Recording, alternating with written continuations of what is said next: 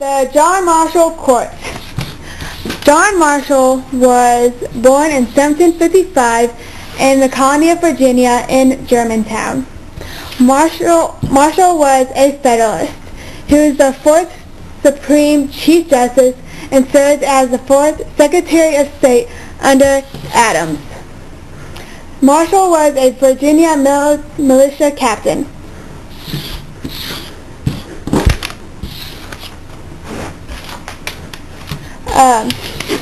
He was the head of the judicial branch who interpreted laws under the Constitution, powers that are listed in Article 3 of the Constitution. He was higher than all the other cases in the United States, but only certain cases can be heard of. The executives appoint someone to be a judge in a certain district.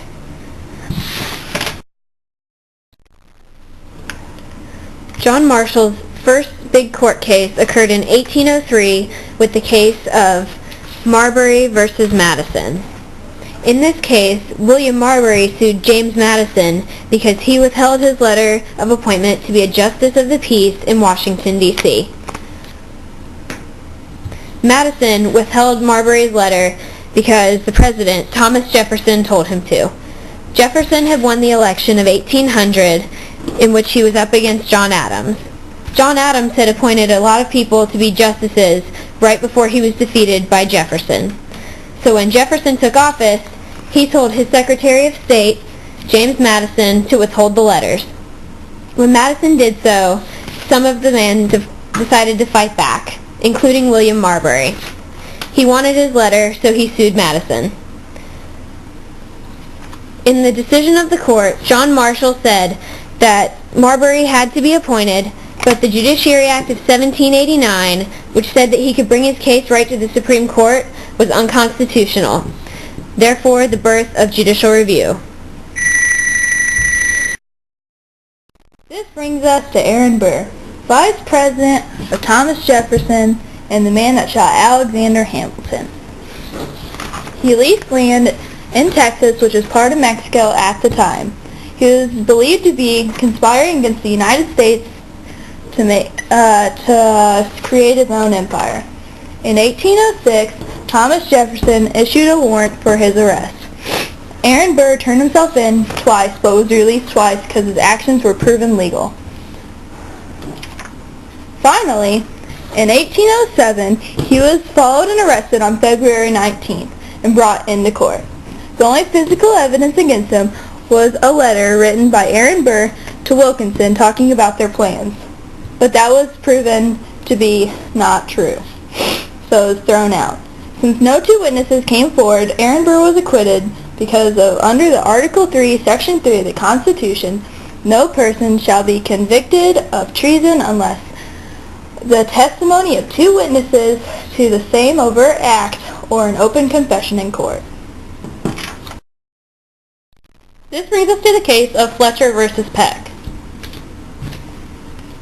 During the westward push into Indian lands, the state of Georgia took a 35 million acre region from the Indians.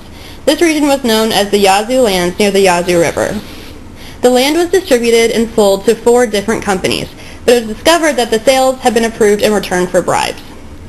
John Peck sold a large region of this land to Robert Fletcher.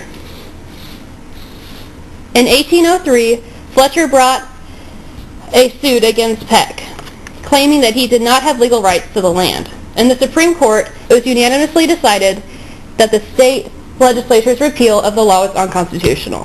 John Marshall argued that the sale was made under contract and that contracts are binding, even if the land was illegally attained.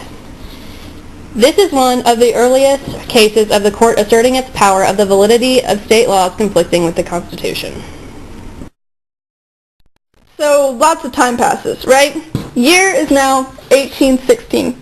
New Hampshire tries to change Dartmouth College from a privately funded institution into a state university, meaning they changed the school's corporate charter by transferring the control of trustee appointments to the governor.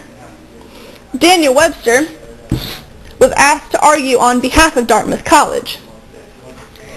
In his case against William H. Woodward, he was apparently so emphatic that it helped convince Chief Justice John Marshall and brought tears to his eyes, which,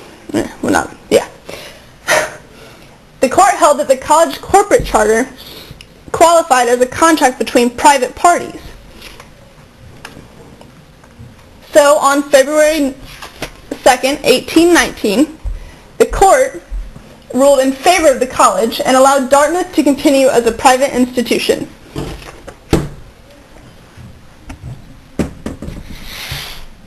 Even though the United States were no longer royal colonies,